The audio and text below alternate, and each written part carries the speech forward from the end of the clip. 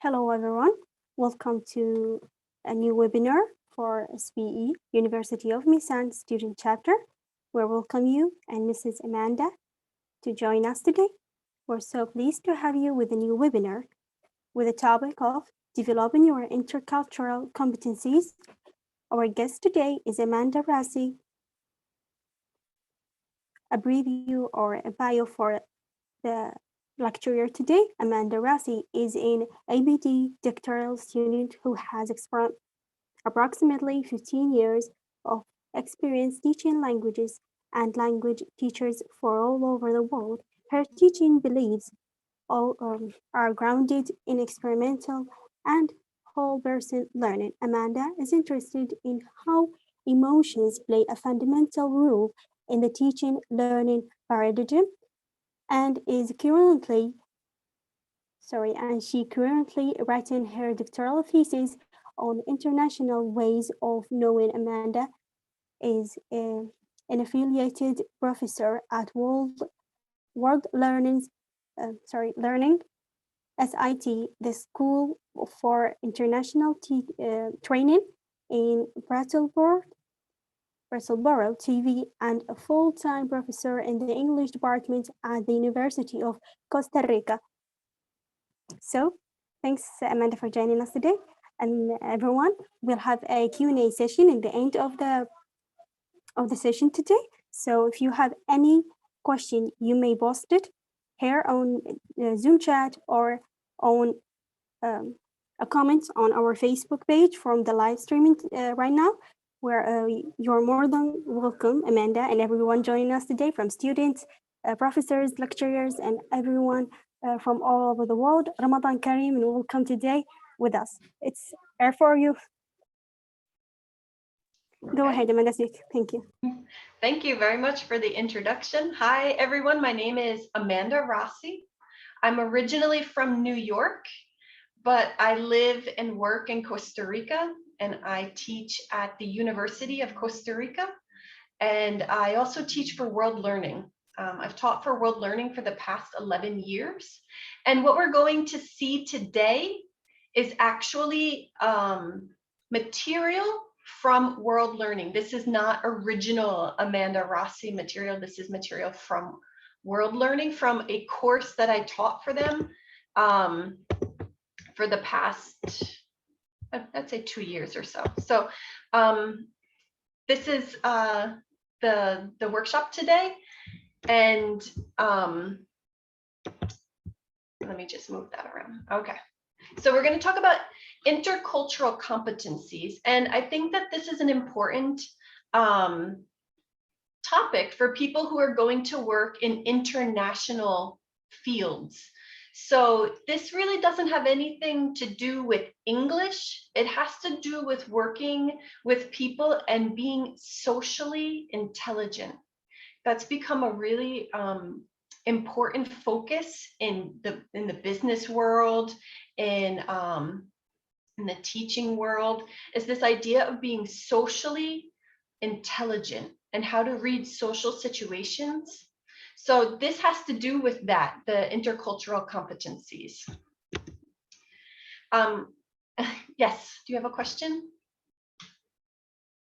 Oh no, just one of our group. Okay. So we would, okay, yeah, continue.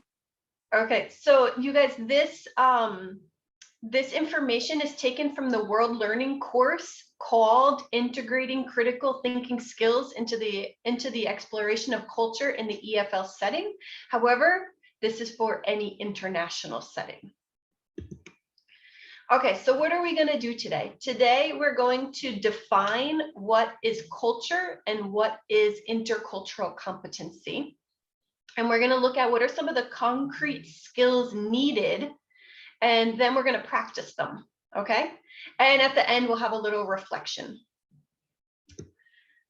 Okay, so I'd like for you to go, I'm going to go to the chat. And I'm going to give you the Mentimeter link and the password. And I'd like for everybody to go to Mentimeter, please.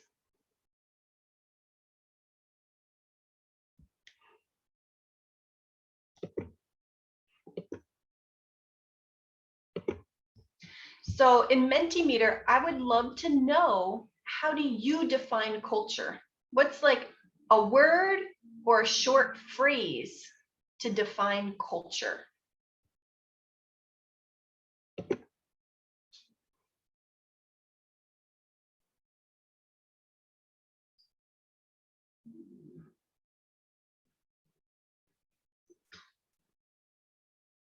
I guess I'm going to need a translator. So what are these words? What do they mean? A style for living. Okay. Okay. So you asked for a translator. So Al Salim, Majid, Hadi, it's just names, Arabic names actually. Okay.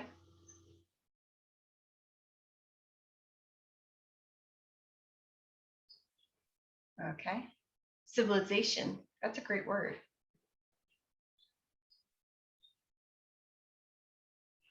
So a lot of times what people think of when they think of culture is like this. What people say are the arts.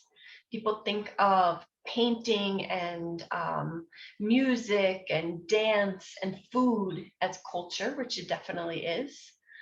Civilization is a great word here. The traits of people, different views, awesome. Different beliefs. These are all awesome. Okay. The traits of people. So these are some of the ideas that that people use to define culture. Culture is really, really hard to define, but we're going to look at some ways to view it. Okay. So one way we're going to look at that is through the eyes of John Bodley. He's an anthropologist, and he defined culture as what people think, make, and do. So what people think is going to be this perspective. So what the culture may think, feel, or value as a whole, as a macro culture, right? And then the practices would be things that you can see. So for example, traditions, typical behaviors of a culture. And then the products are the things that the culture does. So this could be art, this could be food. And so this is it's called the 3P because each one is a P. So perspectives, practices, and products, right? So it's the 3P model of culture. And this is a very popular way to analyze culture. And so we're going to be looking at what to do with different perspective, practices, and products that you might encounter in an international working situation. So you guys, one of the things that I'm really interested in personally is the space between cultures. So we have Amanda, she's a US American. She's also Costa Rican. I'm also Costa Rican. And then I have you guys, and you are Iraqi. You might have another nationality or another ethnic group that you belong to. And so when we meet, we create a new space. And that space is the interaction between the cultures, okay? And in order to keep that space safe and positive, and also just, you know, a workable space, we need to develop our intercultural competencies. And this is a spectrum, okay? It's a skill set that allows people to effectively communicate and interact with another culture. And so what it does is that space in between the cultures is considered sacred. It's considered a place for learning. And we want to keep it, like I said again, safe and positive. And so if you don't have these skills, you can work on them and increase your abilities, your skill set. This is not something that you're born with and It's not like your IQ, okay? It's something that you can improve. And these are the things, these are the skills that we're going to be looking at today. We're going to be looking at active listening. And why is active listening important? Well, active listening increases our ability to understand and empathize. People who are socially intelligent are able to read situations, and they usually are very good active listeners, and they're able to empathize. When you're able to empathize, you understand what the person is feeling. You don't have to agree with it, but you just have to understand what the person is feeling. Reflection. Reflection is a really important part of your intercultural competencies. You want to support yourself in understanding and also others. So reflection is not only about yourself, you're also reflecting on the impact or the potential impact your words or gestures, body language could have on another person. So it's reflection for yourself and also reflecting upon the impact or potential impact that you could have on somebody. All right, then we have critical thinking. Now, we all have heard critical thinking, but what's most important about critical thinking here is being able to see things from multiple perspectives. The more perspectives you can see a situation from, the more creative your ideas can be, and the more that you can work together to solve the problem. So these are the 3 skills that we're going to be looking at today. Okay, am I going too fast? Does anybody want me to repeat anything, or? No, you're just doing great, thanks. Okay, perfect, no problem. All right. Do it on your way, it's fine. Okay. Okay, so description versus interpretation. This is going to be our critical thinking practice. And this may seem very simple, very obvious, but it's not.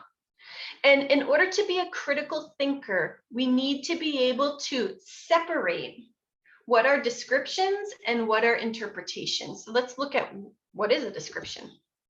So descriptions are going to be statements. They're going to be statements of facts, okay? And they're going to be undisputable truths. So these are things that I can see and I can tell you they exist. They physically exist. That's a description, okay? Whereas interpretations, this is where things get a little fuzzy.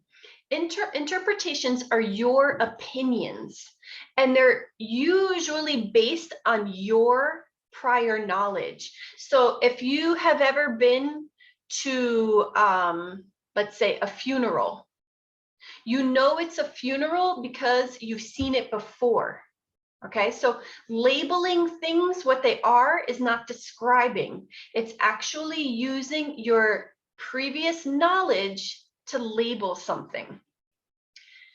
We also have assumptions, right? So we make a lot of assumptions, and it's not bad to make assumptions, but it's important to recognize when we're making assumptions. And then these things may or may not be true. Okay, so they might be true for you, but they might not be true for another person. That's the difference between a description and an interpretation. All right. So you guys, let's take a little quiz. Are you guys ready? Want to take a quiz? Let's go back to here. All right. And we're going to take a little quiz. You see the picture on the left? I want you to tell me if this statement is a description, this statement and the picture together, is it a description or is it an interpretation?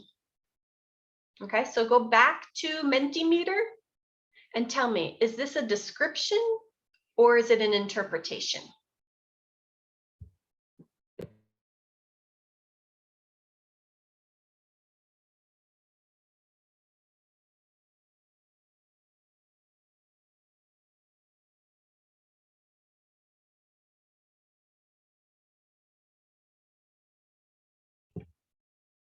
Okay, so, oh, now interpretations. Oh, we keep switching.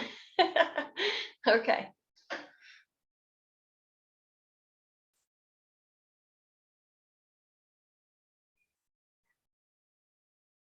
Oh, wow, we're pretty tied, huh? Okay. Well, we only have 8 people, but I'm going to talk about this one first, and then I'll let you guys do the other ones. So, is this an assumption? Are we assuming that this is a mother and a daughter? Okay, so there is an assumption here that that is a mother and a daughter. The description would be, there is a woman kneeling on the ground. She has curly hair and glasses.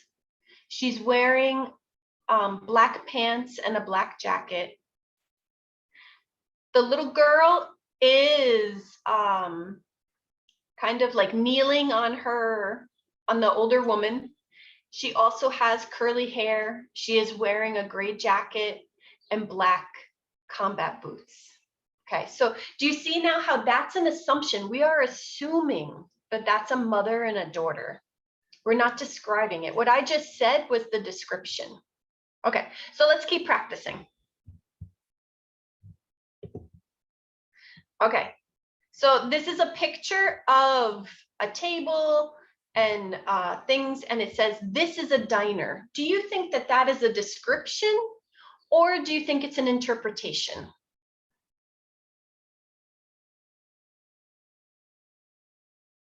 So please vote. What do you think? This is a diner.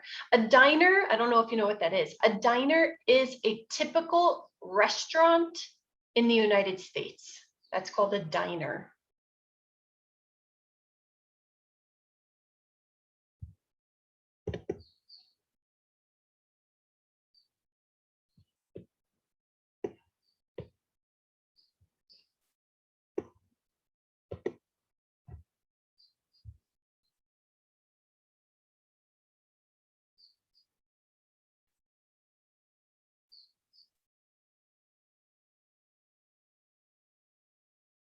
Okay. So yes, you are correct if you chose interpretation. This is an interpretation. This is using your prior knowledge to label this space. This is a table. It has ketchup, a fork, a knife, salt and pepper. It has napkins on it. That is the description. Okay, so this is a diner would be an interpretation. This is using prior knowledge and also making an assumption. Okay, so again, awesome job, those who put in interpretation, you're correct. Okay, these are forks. Interpretation or description?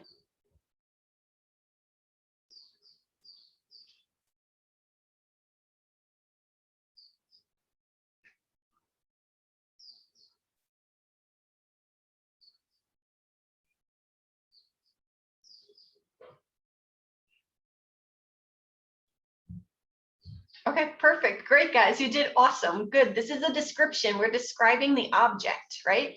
I think we can be more descriptive and say, oh, there are 3 forks on a flat surface, for example. We could be even more descriptive, but this is the description. Good job. Okay, this is a wedding. This is a wedding. What do you guys think?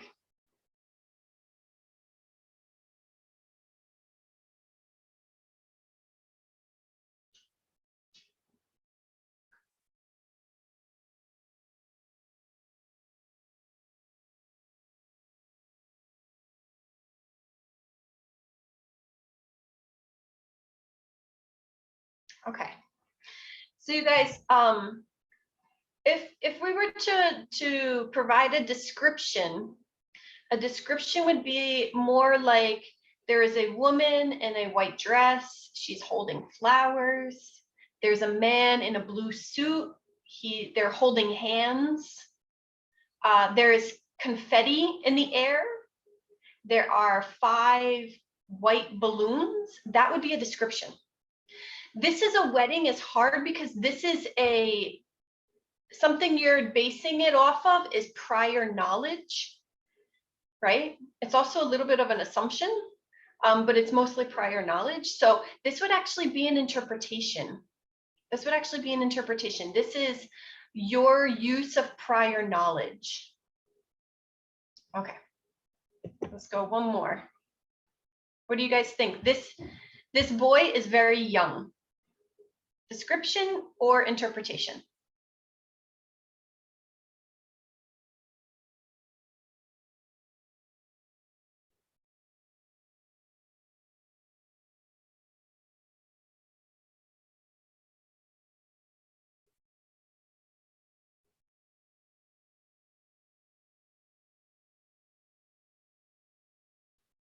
Okay, you guys, so I can argue this one both ways.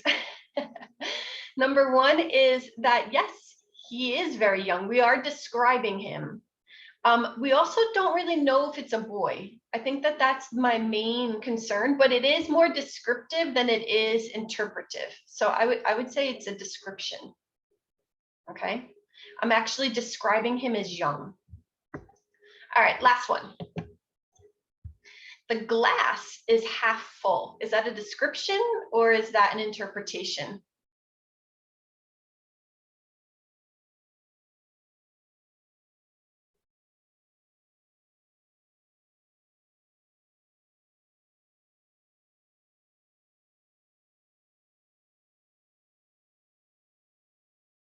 Okay, so a lot of people are putting it as a description.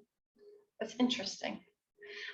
This is another one that you could kind of debate.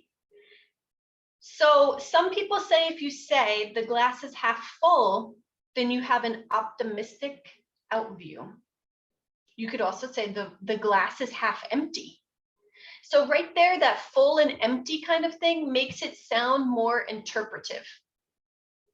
If you were to say the glass is filled halfway, that would be a pure description because we are actually talking about physical space. It's filled halfway. The idea of saying full is showing your optimistic opinion. So it is kind of an interpretation, but we're still working on things. So don't worry. Okay. Good, awesome. Thank you so much for taking my quiz. So now these were the pictures that we just saw. Okay. Now I want you to work with a partner and I want you to write 3 descriptions and 3 interpretations about this picture. Okay.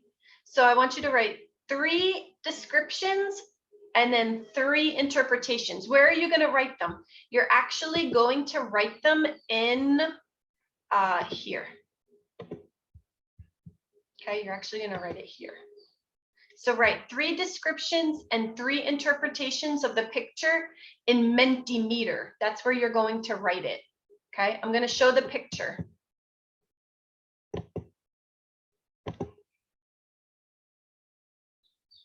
I could probably share the picture in the chat.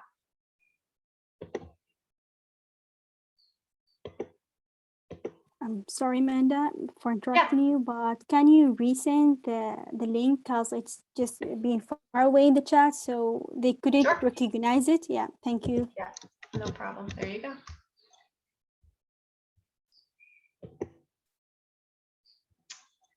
Okay. So I would nicely ask anyone when to join us or to share his answers to press the link and write in it. So go for the link. If you want, you could take a screenshot of the picture.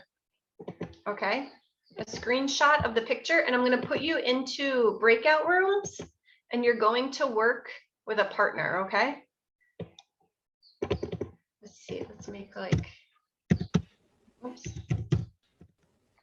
30 breakout Okay, rooms. Amanda, I will explain it for you in Arabic language, okay? Okay. اخواننا الطلاب اللي موجودين راح تسوي مجموعه من الجروبات، كل جروب يضم 3 طلاب او 4، فانتم اخذوا صوره للشاشه وراح تنضم ويا شخص او شخصين وراح تتناقشون حول موضوع الصوره، وبعد دقيقتين او 5 دقائق راح ترجعون هنا للمحاضره. شكرا جزيلا لكم. Thanks Amanda. You're welcome. Okay, so go to Mentimeter. I'm not going to put you in the breakout rooms. I think it might be a little too confusing right now. We'll just do it individually. So individually, go to Mentimeter and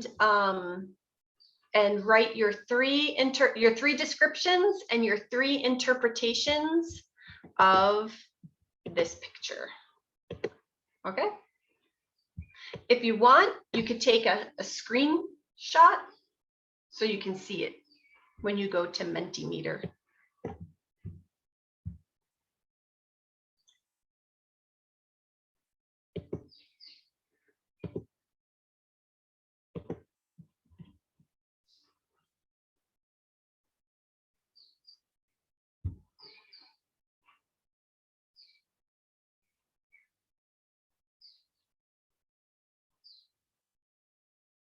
I think people are still trying to get onto Mentimeter.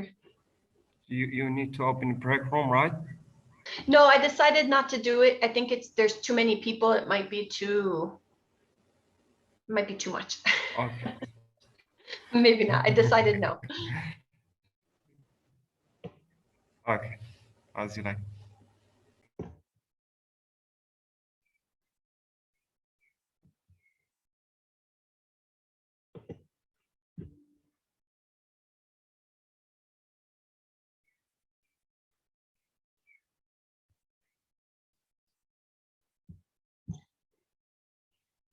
Okay, so I'm going to start responding to these answers that we have. So they're a family. You guys, that would definitely be an interpretation. That's your opinion, right? It's a great assumption. It's probably true, but it's not a description. Okay, man takes photo of his family because it makes him so happy. Again, this first part starts out as a description. The man takes a photo. That's a fact. He's standing there with the camera, so that's a fact. And then of his family, we're not sure, right? That would be an interpretation. Because they make him so happy. Again, that would be an interpretation. Okay, mom and her son sitting on the bench. Okay, I'm gonna give you the I would, to be super descriptive, I would say there is a woman and a young child, because we really want to extract any assumptions. Okay, how do we know that that is not their aunt? That they're on, I don't know, they're having a day in the park with their aunt and uncle. We don't know. Okay, photographer takes a shot of the woman and her sons. So there is a photographer. He's taking a shot of a woman and 2 kids. Okay, I wouldn't say sons because I said, again, we don't know. All right, woman and her chilling in the garden. That would definitely be a chilling in the garden would definitely be a interpretation. Okay, let's see.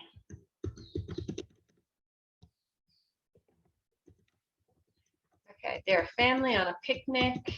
Okay, there's a little tree, sorry. Behind the man, he is taking a picture. This is good. So their interpretation is they're a family, they're on a picnic. And then the description would be there's a little tree behind the man, he is taking a picture. That's actually really, really good. The man takes a picture of the woman and her child. Oh, the child, I don't know. I don't know if it's her child. I would just say the child instead of her. Okay. Okay, nature, calm, all right. There are 2 kids with their parents. Ooh, we don't know if those are 2 kids with the parents. The family's in a park. I would say they're in a place with a bench and plants and trees, but I don't know if it's a park. How do you know it's not someone's backyard, right? Don't know. Okay, description, they're in a park. We don't know that. We don't know, that's an assumption. They could be in a garden, they could be in someone's house, right? All right, kid sits near the woman. Okay, so the kid is sitting next to the woman, sure. The man is holding a camera. Yep, that's really good. And interpretations, they are family and they are happy. Yeah, that's good. This is a really great example of interpretations versus descriptions. Okay. Thank you, everybody. Thank you for participating. So I think that there's still some like confusion around what's a description and what's an interpretation. And why this is important is because when you go to work, no matter where it is, no matter if you're only working with Iraqis, you are going to have culture bumps, okay? So culture bumps, I'm gonna write that word in the chat just so that you can see it. A culture bump is when my idea and someone else's idea don't mix. They don't do this. They go like this, right? A culture bump can happen within cultures, okay? Because even though I'm a US American, I am my own person. And so I am my own micro culture. I belong to the macro US American culture, but I'm also my own culture. And so when you work with other people, you're working with another culture. And so what can we do? If we're able to slow down and to be able to describe what we see, then we can try to understand it from different perspectives, okay? So maybe an example of a workplace or even just like a study. Let's say you guys are, most of you are students, right? And you go to study with your partner, with your friend, with your classmate, and your classmate wants to rewrite all of the information in silence. That's how they want to study. And you want to study talking. Okay, so this happens and then this happens and then we have to remember this, right? But your classmate wants to study, but only writing. So you have a clash, you have a culture bump, you have a study culture bump.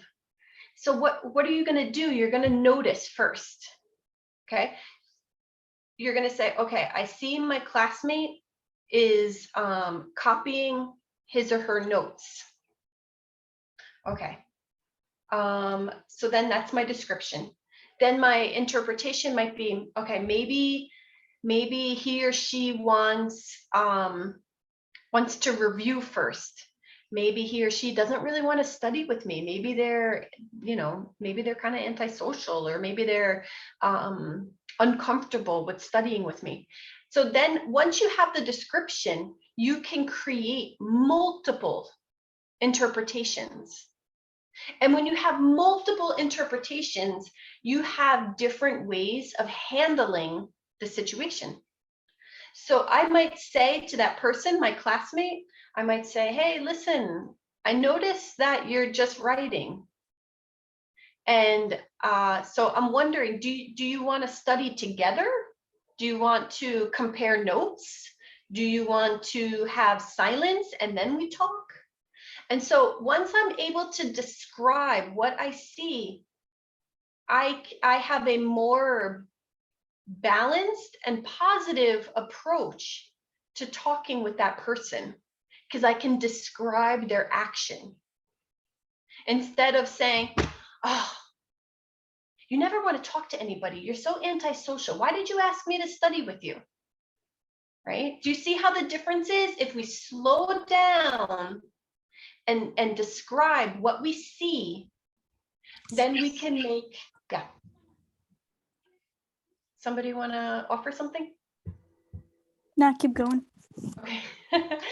So this is really important for the workplace.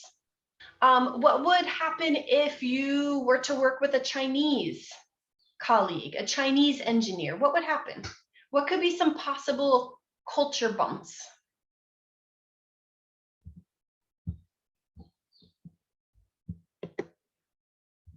Or maybe you work with an American, right? So for example, if you were to work with an American, I think that one of the culture bumps would be, perhaps, I'm not an expert on Iraqi culture, but maybe one culture bump could be the idea that there's a stereotype of Americans being very direct, right? Just saying, this is what I think. Or perhaps sometimes people say that we're very smiley. We're always smiling. So maybe that could be a culture bump. Maybe in Iraqi culture, you're more conservative with your smiles, right? You don't smile in every situation. I'm obviously just making this up on the spot. But how are you going to interact with these culture bumps with your colleagues, right? Because now this is a job, and this is a job you want to keep, right? You don't want to lose your job because you have a culture bump with your colleague, okay? So this is to help you to slow down and to describe what you see in order to create more interpretations, in order to be able to have a more balanced approach when talking with that person. Okay, any questions so far? Anybody have a question or an example that they want to share? I don't think so. I don't see any posted question on the Zoom chat. Okay. Just an understandable for me, the last one. So I don't know if. I have a hand here. I have Fatima. Fatima was one of my students. Yeah, it's up to you if you want to have her. So it's okay. I could give her unmute. So Sure, Fatima, I'll please. ask you unmute. So please talk. Thank you. Hi, Amanda. Nice Hi, to meet you Fatima. again. You too. I was wondering if I get the whole idea that this culture bomb is something that the opposite opinion that two people have. So what I should do in this situation? What should I do? So number one is that it's a culture bump. Having different opinions is a culture bump because that's different perspectives. Remember we talked about the 3 Ps: perspectives, products, and I'm forgetting the last P. Perspective, practices, and products. Okay, so if you have a dispute of opinions, we're going to practice next active listening. But number one is I would actively listen to that person. Okay, so I want to try to understand. And that might mean I need to ask a question. So I say like, hey, listen, you said this, but I don't understand. Can you tell me more? I think that is a great way to develop your active listening skills and to develop overall intercultural competencies. So being able to dialogue with your partner is really important. So asking for clarity about their idea. Mm-hmm. Also trying to empathize with their emotions. Is this something that's very hot for them or very, let's say, like a hot topic or something that's very emotional? Mm-hmm. So you might want to say, hey, listen, you sound like you're really, passionate about this, or you sound really angry. Can I ask you why? I think that those are great ways. If you can empathize with someone, then you're going to increase the opportunities for speaking and for understanding. Does that answer your question, Fatima? Yeah, it is. So I need to have a conversation with that person, and after that, what should I do? Well, you want to try to stay as descriptive as possible and not use interpretations, because interpretations are not the truth. We don't know what the truth is. So we want to stay in descriptives and stay curious. So if my colleague is yelling and angry and red, I might say, hey, listen, it seems like you might be very angry, or you might be very passionate about this. How can I help you, or can you help me to understand why this is such a hot topic for you? Right? And ask for more information. Intercultural competencies is active listening and dialoguing, right? And not just assuming that you know what the person is talking about or what the person is doing. Great, thank you, Amanda. You're welcome. So you guys, I want to actually practice this this active listening. So let's go here. And active listening requires you to give your full attention to check in with yourself. Did I fully understand what the other person said? Request more information. So, hey, listen, I don't understand what you mean. Can you give me an example? Can you define that word for me? Reflect before responding. So we have a tendency to, I think, especially with social media and the social media generation, to not stop and reflect before responding. We just automatically give our idea. And what happens is that if we do that, we don't measure the impact of our words, and that can be detrimental to the relationship that you're trying to build, right? You don't want to offend people. And you know, 6, you could offer alternatives. Now, you guys, these go in a particular order. So I need to give my full attention, see if I need clarification. If I do, then I ask for more information. I reflect before I respond, because I want to read the emotional side of the conversation. Is the person sad? Is the person angry? Is the person happy?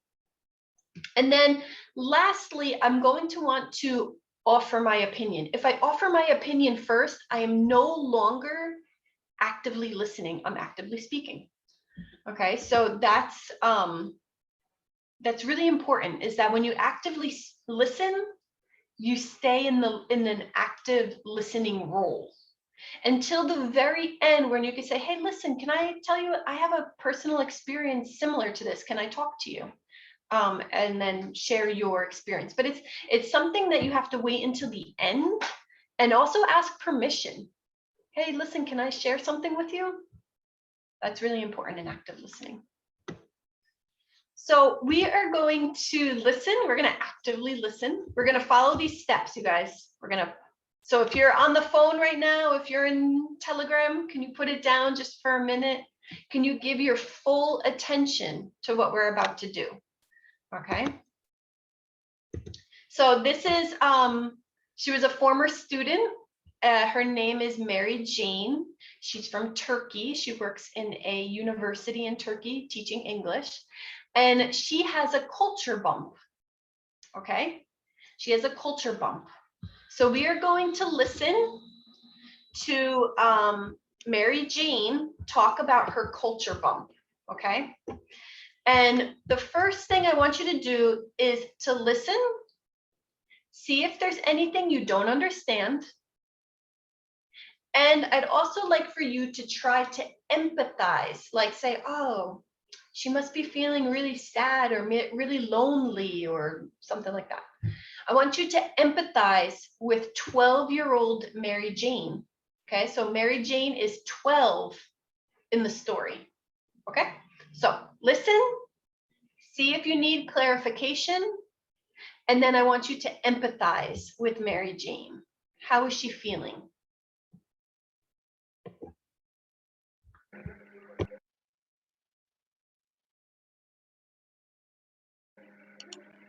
Hi, I'm Mary Jane from Turkey.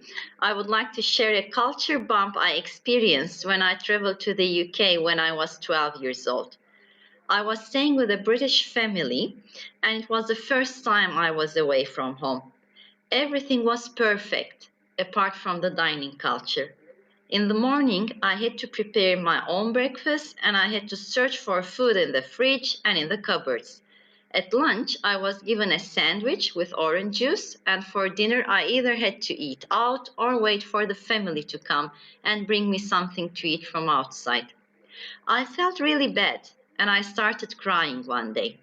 The hostess saw me and asked me why I was crying, and I told her that I was not happy with their dining habits.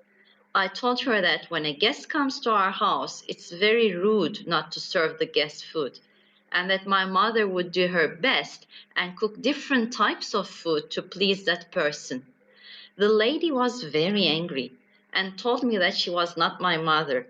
I felt insulted and hurt, but I had no other choice than accepting the situation.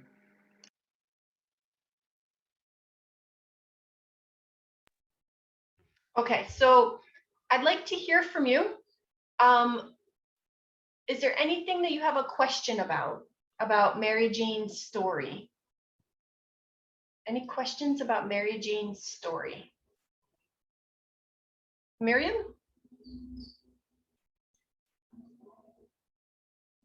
And Safe? So can I hear from Miriam first, because she had her hand up first.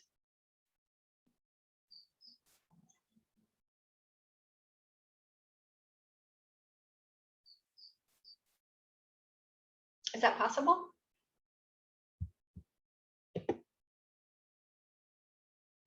I'm sorry, Amanda. Mariam is gone. I think she did it unpurposely. She just didn't mean to raise her hand. So I will go first. Safe. Safe, I will give you unmute. So please accept the application and start to talk, please. Thank you, ya mama. Hello, Amanda. You're welcome. Hi, how are you? So the issue is about Mary. So when she traveled abroad, far from her family in Britain, so she didn't get used about the habits of the food in this British family. So she used to that her mom in the Turkey prepare the food for her for breakfast and lunch and dinner. But when she came here in England, she suddenly surprised that she had to prepare for herself. So she kind of pissed about this thing and began to cry about this. So that's how I understand the situation for Mary. Yeah, so when I think about myself at 12 years old, I was kind of independent, but not fully independent. I would help my parents cook, but I was never responsible for my full meal. I mean, my mom or my dad, they would be the ones cooking, and I would be like a helper. I would make a salad. So can you imagine going to another country, and when you get up in the morning, you have to make the breakfast. You have to go through the cupboards in someone else's house. That might make me feel very uncomfortable, right? So my mom and dad would say, never open the refrigerator in someone else's house, never open the cupboards in someone else's house, right? So can you imagine how she might feel like, oh my goodness, I don't want to go through someone else's stuff. And then I have to find my own food at 12? You know, I think that's the circumstances have been very strange or odd for her. Yeah, absolutely. Absolutely. Yeah, perfect. Thank you, Safe. I think that I don't think she's welcome, Harry. You're welcome. I don't think that she's I wouldn't say pissed. Pissed is a very strong adjective for angry. I might say that she's homesick, right? When you miss your house, your family, your traditions, right? So I live in Costa Rica and I still get homesick. I still miss my family, my traditions, my way of doing things in New York, right? So yeah, definitely. I think that she might be homesick. I also think that, you know, she might be sad. Maybe she's sad because the mother is not maternal like her mother, right? We might also say that she seems kind of dependent, right? She needs someone to guide her or to help her more than what they're offering. Okay, perfect. Thanks. Thank you so much for that. All right, let's so again, we're gonna listen again, but this time I want you guys to think about the story from the other person's perspective. So now I want you to think about, how does the British mom feel? Okay, so now we want to empathize with the British mom.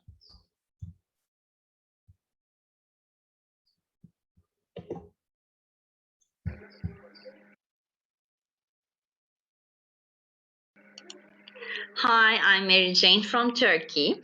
I would like to share a culture bump I experienced when I traveled to the UK when I was 12 years old. I was staying with a British family, and it was the first time I was away from home. Everything was perfect, apart from the dining culture. In the morning, I had to prepare my own breakfast, and I had to search for food in the fridge and in the cupboards. At lunch, I was given a sandwich with orange juice, and for dinner, I either had to eat out or wait for the family to come and bring me something to eat from outside. I felt really bad, and I started crying one day. The hostess saw me and asked me why I was crying, and I told her that I was not happy with their dining habits. I told her that when a guest comes to our house, it's very rude not to serve the guest food, and that my mother would do her best and cook different types of food to please that person. The lady was very angry and told me that she was not my mother. I felt insulted and hurt, but I had no other choice than accepting the situation. Okay, so you guys, how did that mother feel? Let's empathize with that mother, with that British mother.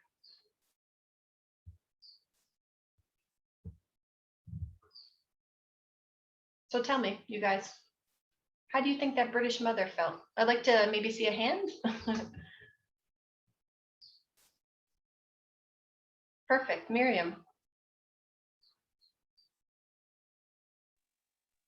Okay, Miriam, For a you wanna start, know? I'm Yeah. not fully knowledge of why she did that, because I don't have a lot of knowledge about the British culture. If she don't have kids, why she don't prepare a dinner or even a lunch? Is she working all the day? I'm not fully knowledge of that. So in Iraqi culture and Turkish, it's a little bit similar. So I understand Mary, sorry, but I'm not fully understanding the British woman.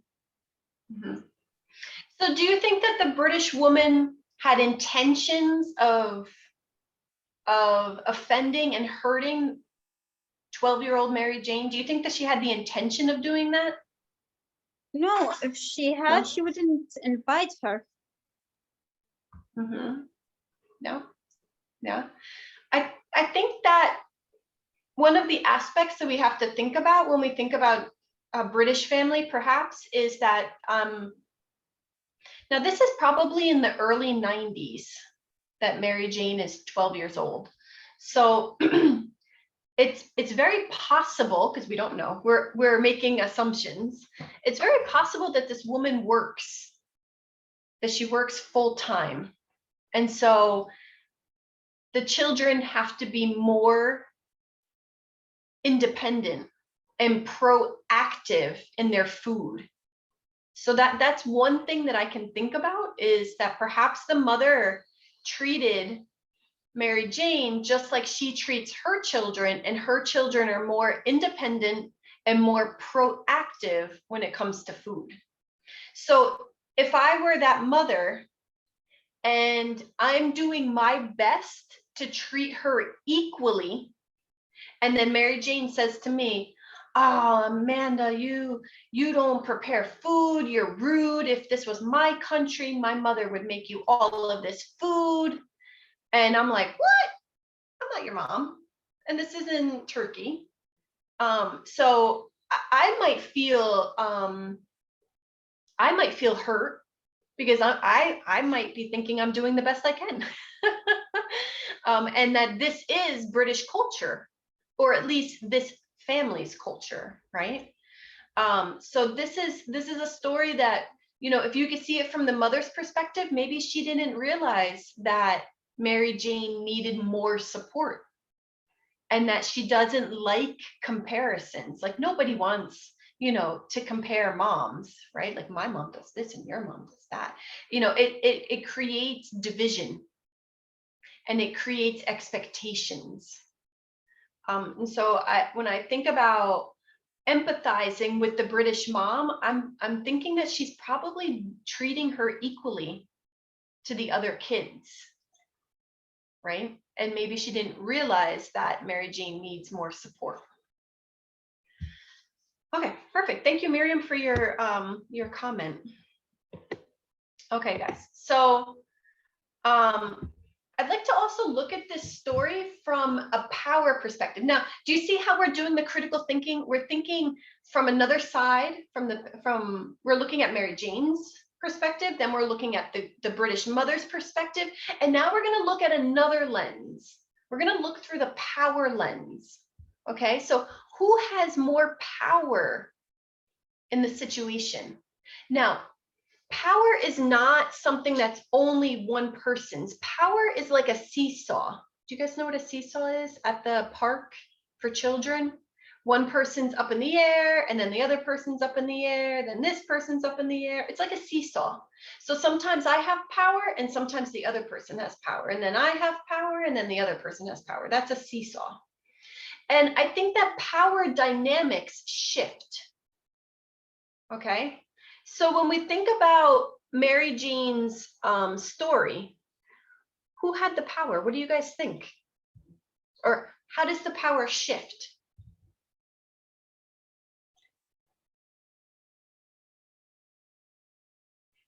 Can I get an idea, an opinion from somebody?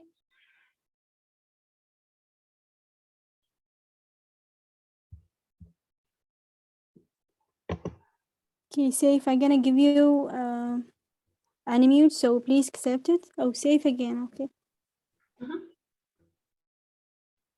So Amanda, so the power for this story is for the British mom.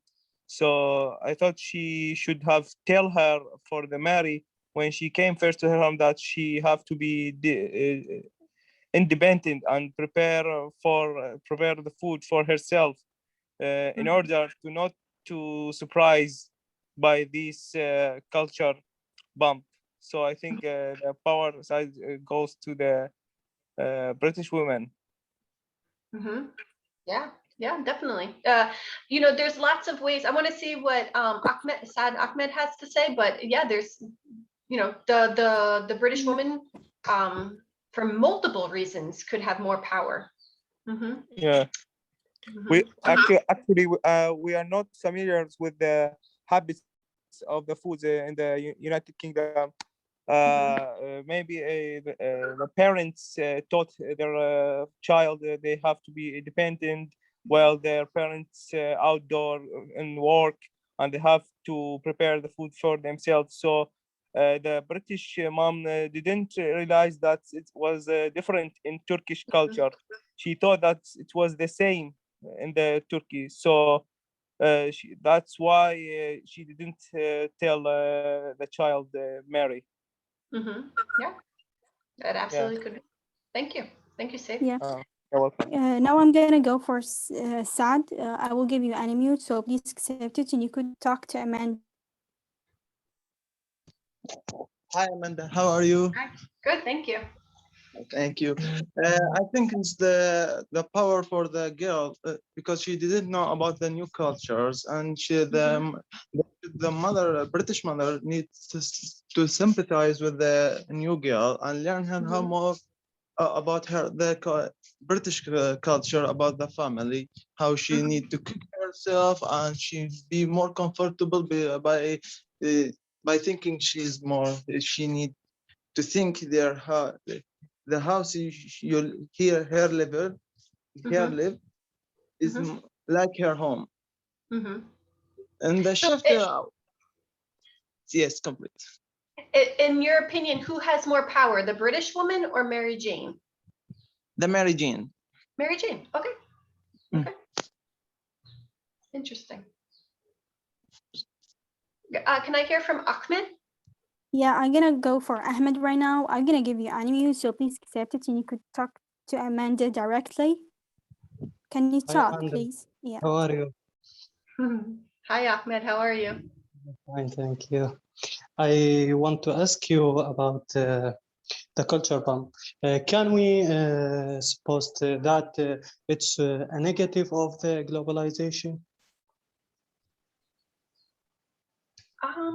Is our culture bumps negative results of globalization? I think that even within one country, even within one macro culture, you still have culture bumps.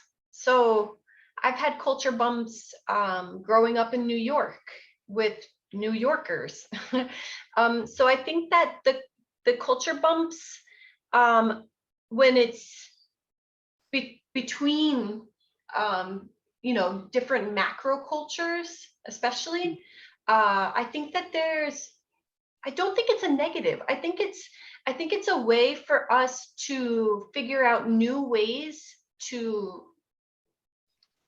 have relationships, to work together. Yes, I we think can see the globalization show this or increase this between people. I think more culture bumps have existed because of globalization, but I think it's also created more skills because of globalization. Like, we have to learn how to work with, for example, the Chinese or the Africans or whatever other part of the world that I'm not from, right? Yes. So I think that it's created new opportunities for intercultural competencies to be worked on.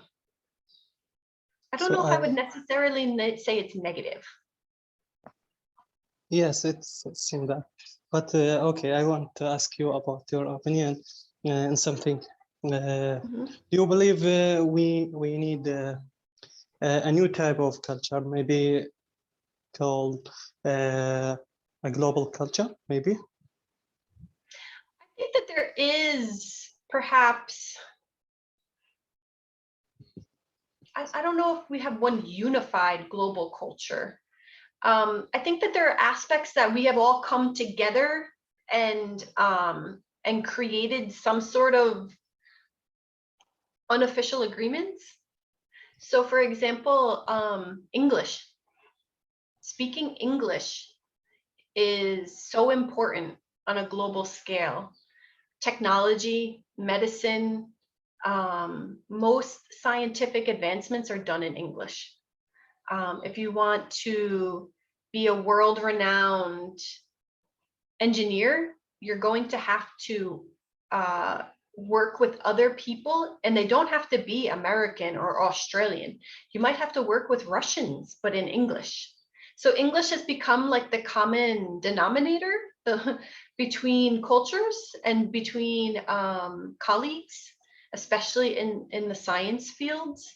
And so I think that maybe there's not a unified global culture, but I definitely think that there are things that we use to help unify, like English. right? I mean, I think it's very apparent that you know, you guys will have to use English at some time or another in your studies or in your career, being engineers. Okay, thank you, Amanda. You're welcome. So you guys, this idea of the power, I think is really important to look at, because I think that there's a shift in power, right? So in the beginning, the British mom has all the power. She's the one that says in her house, this is how we do things. And then there's this shift, and this 12-year-old girl speaks out against her British mother. And I think that that's a big shift in power. That, you know, for her to be able to say something means that she has power. And you know, a young girl in a foreign culture having power is really, you know, pretty impactful. And so, you know, we're layering on the different perspectives in order to understand the situation better. Okay, so that's why we did 3 perspectives: Mary Jane's perspective, the British mother's perspective, and then maybe a power perspective.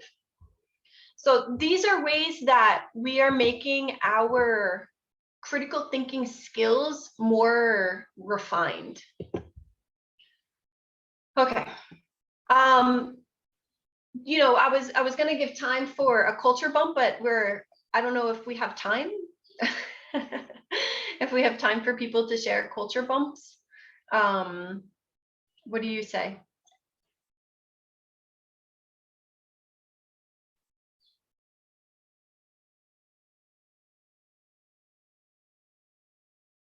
As you wish. As I wish. Okay, I just didn't know if people were like looking at their watch.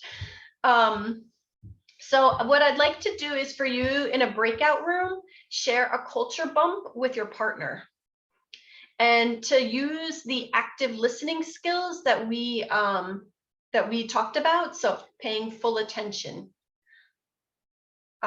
Did you fully understand? Asking questions, empathizing, reflecting before you speak, and then last, you know, offering a suggestion or sharing a personal anecdote.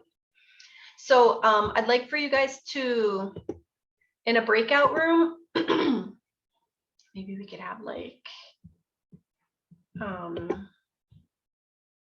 think that'll be okay. So you're gonna put them in breakout rooms? Yeah, for them to share a cultural bump with their partner. Yeah, okay. Okay, I will translate if anyone didn't understand or they just didn't be with us in the last few minutes. Okay. شباب بنات اللي منضمين ويانا حاليا راح يتم توجيهكم لغرف منفصلة لمناقشة الكالتشر بومبس اللي تقدرون إنه موقف أو شيء صار وياكم تقدرون إنه تتعاونون عليه، إنه أحد من هذا الجروب راح يحكي الموقف مالته وحاولون إنه تسمعون له زين، تحاولون إنه تفهمون شنو جاي يحكي، تطرحون سؤال، بعدين إنه تقدمون اقتراح أو تتفاعلون ويا الشخص هذا وتفهمون موقفه. So مثل اللي صار ويا المارجين. So good luck with that. Okay. Perfect. So I'm going to give you approximately 10 minutes to talk. You have groups of 3 people.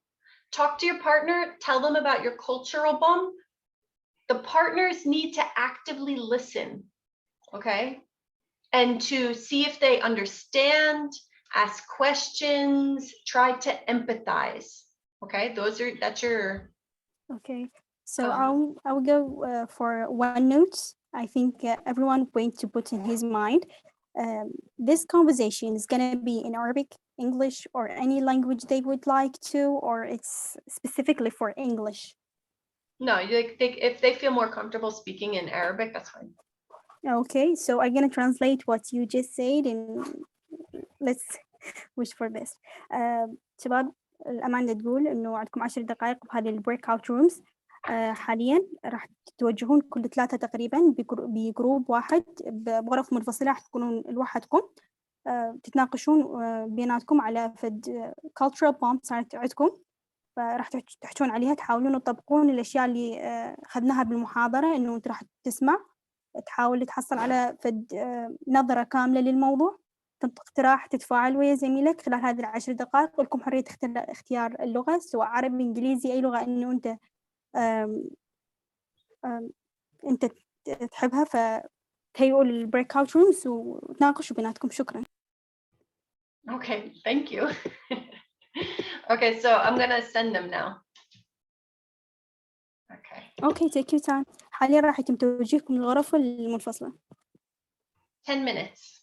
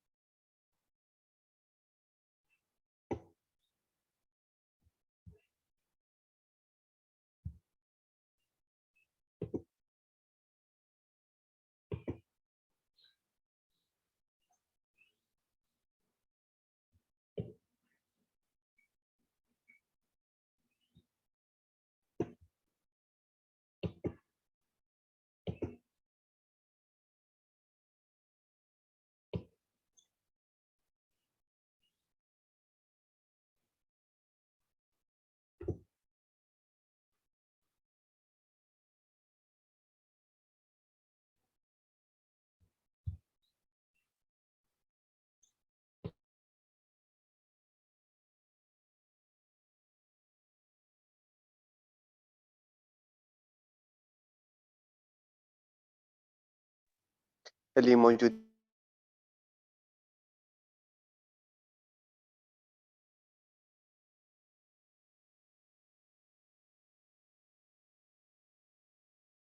اللي عنده سؤال يقدر يضغط رايس هاند and we will answer him.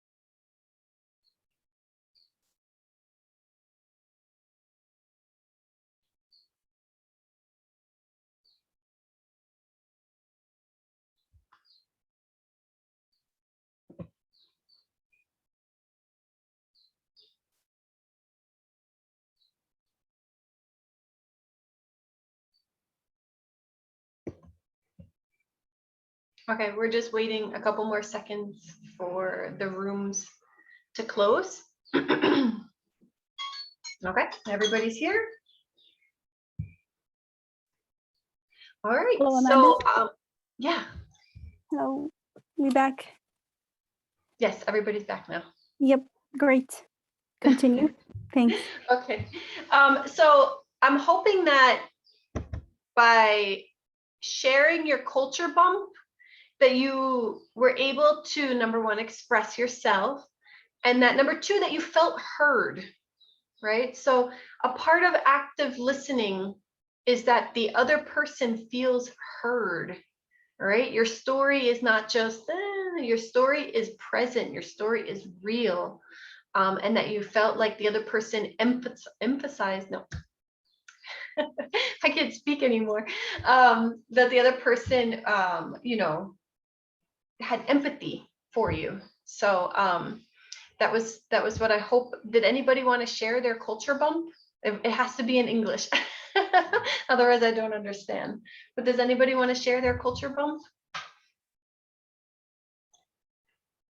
Safe?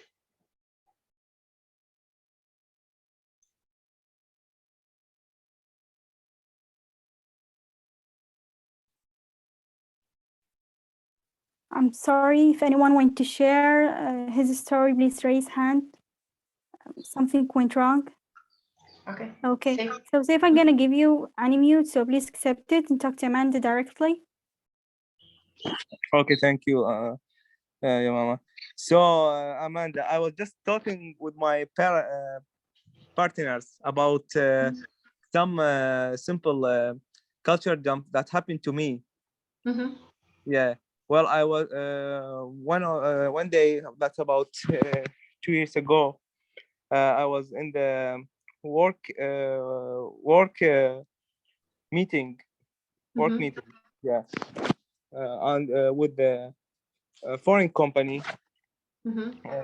Where we had a presentation about some topic of the work. So when the topic, when the presentation had finished, there was about we have a break for the lunch.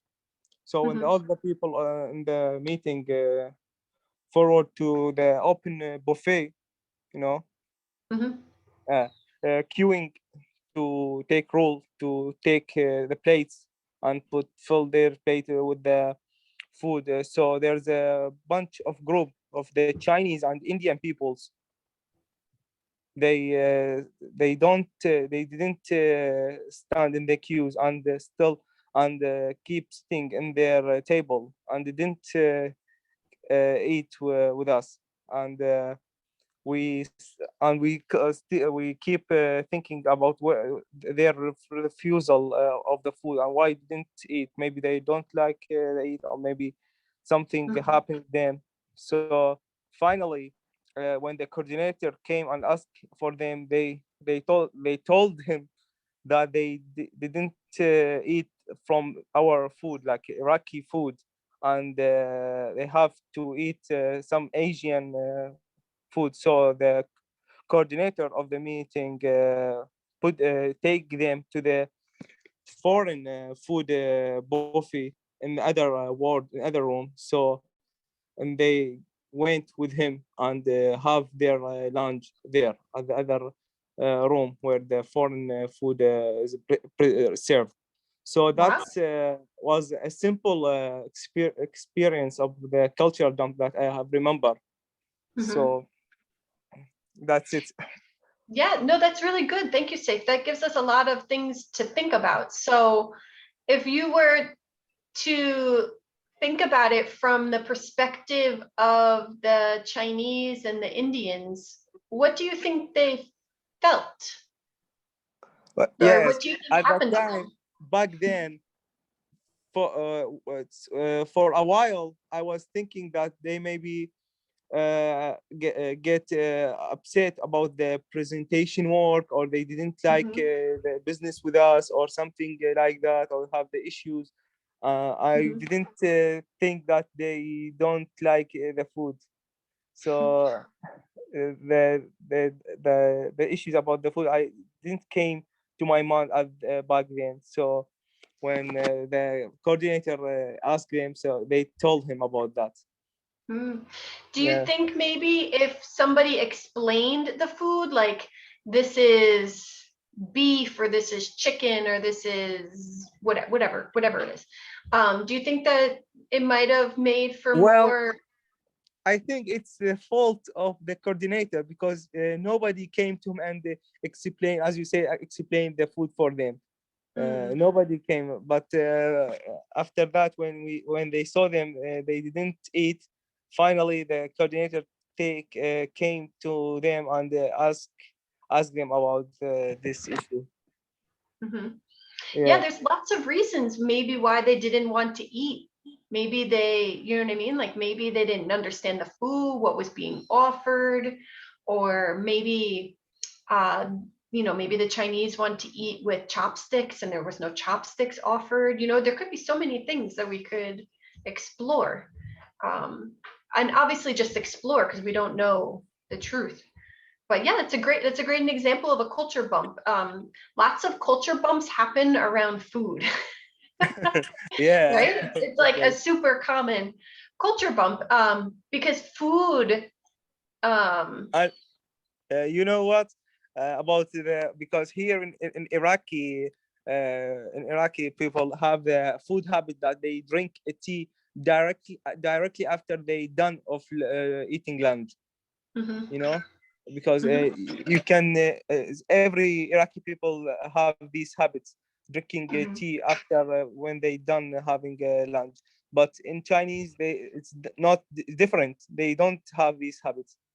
And also for Indian, they prefer to drink juices or eat a dessert instead of that.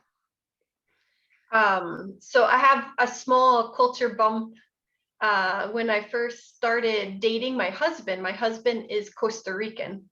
And he would say, come to dinner at my mom's house. So I would go to his mother's house and have dinner with them. And they ate in silence. There was no talking. Nobody talked. And in my culture, you talk at dinner. You talk about everything at dinner, everything, your whole day, what happened at school, what happened at work, and you talk and talk and talk and talk. And everybody ate in silence. And I was like, oh my gosh, what, do they not like me? And I know that feeling exactly. And so, so I thought like, oh my gosh, they don't like me. And then I realized that dinner was for just eating dinner, but if I wanted to socialize, I had to go at coffee time and drink coffee and eat traditional breads and cookies that Costa Ricans make. And so I had to learn to eat in silence and go find like what time they drink coffee at my husband's family's house in order to socialize with the family. So it was a really hard transition for me because I'm so used to talking and eating, and at least his family, I don't want to say all Costa Ricans, but at least his family, they don't eat and talk. So food is very personal. Food. And did you get adopted of this habit? Yeah. I've been married to my husband for like 12, 13 years now. So yes, I've been adopted, and I know now to just eat, and I know now to show up at like 3 or 4 o'clock in the afternoon in order to have a cup of coffee and to gossip.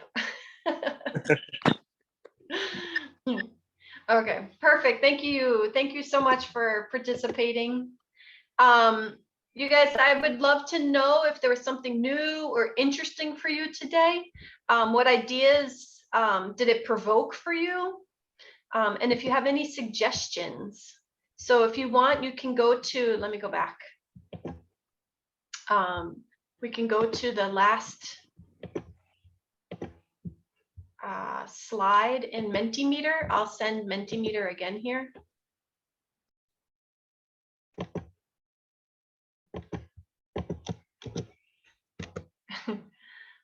Thanks, Abrar. You guys, you have a similar eating culture. I'm looking at the chat, guys. So if you guys could just write some feedback for me, I would really appreciate it. So what was something new or interesting for you?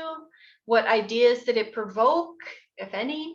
And suggestions or questions for future presentations. So I would greatly appreciate that. I'm gonna leave my my contact information is right here. If you would like to contact me in the future for anything, that's my work email. That's the university email. Let's see, I think that my personal email might be better. I'll put my personal email here.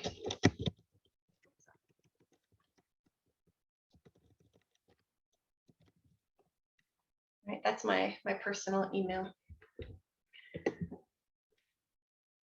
And I greatly appreciate your feedback. So if you could go to Mentimeter and write something there, I would really appreciate it. And I hope that you enjoyed this. I hope that I didn't. Yeah, definitely we do. I hope you didn't fall asleep. No, not at all. That was nice and informative. So as a descriptive of what you just said, كل اللي منضمين لنا حاليا أماندا نزلت المنتوري اللي المفروض الرابط اللي تنزلون به المعلومات أو الفيدباك مالتها. يا ريت إنه واحد عنده ملاحظة على المحاضرة اليوم أو كأفكار إنه لتحسين المحاضرة أو أي شيء أفكار جديدة ممكن تنزلوها بالرابط اللي نزلته، أو إنه واحد يحب إنه يستفسر أو any information محتاجها يقدر إنه يراسلها على الإيميل اللي نزلته مالتها الشخصي، خليته بالشات مالت الزوم. sorry for Facebook group. نعتذر ما أعرف إذا نزلوا شباب أو لا. So thanks for everyone. We'll share his news. So Amanda, thank you. Oh, thank you guys. Thank you for the opportunity and for inviting me. And I hope that you found this useful for not only work, but also school and any other context where, you know, indeed you might it was informative, it was nice and great, and it just changed our day. You made it. Thank you. Not at all. That was nice of you. Thanks for joining us and having this lecture and accepting our invitation and being here on time and everything. Thanks for respect us. That was nice of you. You was a nice person and a lecturer to have today. We wish to have you more in the future.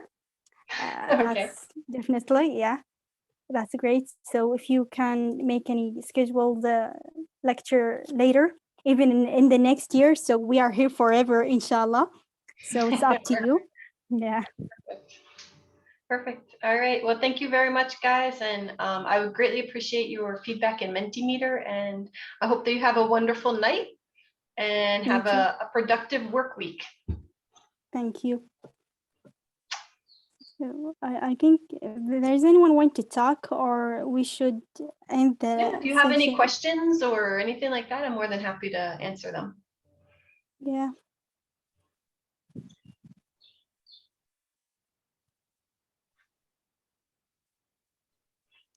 No one raised his hand. It's okay. Yeah. Oh, we have one. Okay, we got a Mohammed Bahram. So I will give you unmute so you could accept the invitation and talk to Amanda directly. Hello, Amanda. Good morning or good evening. How are you? Good evening. I'm fine, and you? How are you?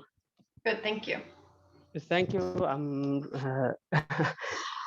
First, I want to thank you all the student chapter in University of Maysan. Thank you so much, and give me this 2 minutes to thank you also, ma'am, about this lecture. It was so good and so perfect. How to share a culture and to know all the culture around all the world. Thank you so much. I have one question about the British ma'am, about the power. You mean the power, how to support or what? So are you talking about the power perspective? When we Yes, looked the at perspective, yeah. So I think it's always interesting to analyze situations based on power. Yeah, I So, get it. You know, you can learn a lot about the cultural exchanges that happen based on who has the power or who has the assumed power in the situation. And it can really help you to understand why someone might act or say something in a particular context because of the assumed power hierarchy that's taking place. I had worked with Chinese people and Indian people. Yeah, I learned from them so many how to work with the teamwork, the culture for Indians and Chinese people, the different how to way to speak in English. You know, in Indians, like when you are the first to listen them to speak in English, it's speaking like eating some words, some letters. You don't know to say it is dirty or dirty. And also the Chinese difficult to say if there is any word start from R, it's very difficult to say it. You have to know them culture. They are so helpful to help any person to know all the culture and share to know how to live easy in Indian or Chinese. Yeah, there's going to be lots of different varieties of English, right? So Indian English is going to be different from my English, and Chinese English is different.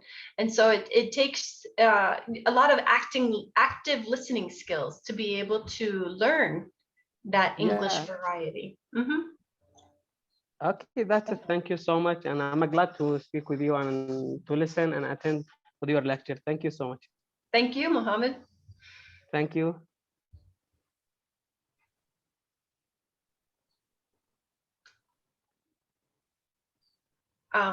So if that's it, I just want to say thank you very much for this opportunity, and I hope to come back and do something else in the future. Yeah, inshallah, I will do. Amanda, you're more than welcome, and thank you for joining us today and having this wonderful lecture. So amused by it. It just was great, and we liked it. And to have another in the future, in the very soon future. Okay. I want to thank everyone joining us today, from lecturers, students, employees, every single one from our university and outside of it, from Iraq and outside Iraq, especially Costa Rica. I want to thank everyone for joining us today. Now I want to give a special thanks for Mr. Sadek to give us the Zoom to have this lecture and every lecture we had lately. It's a nice opportunity to have this thing. I want to thank our university to give us the chance to join and have these groups and make these lectures up. So I want to thank everyone, make this lecture up and to make it successful. Yep. So if no one has a question, I would close the session and thank you and wishing you a wonderful, nice night and have a nice week. All right. Thank you all. Thank you, you guys. Bye. Bye-bye. Bye.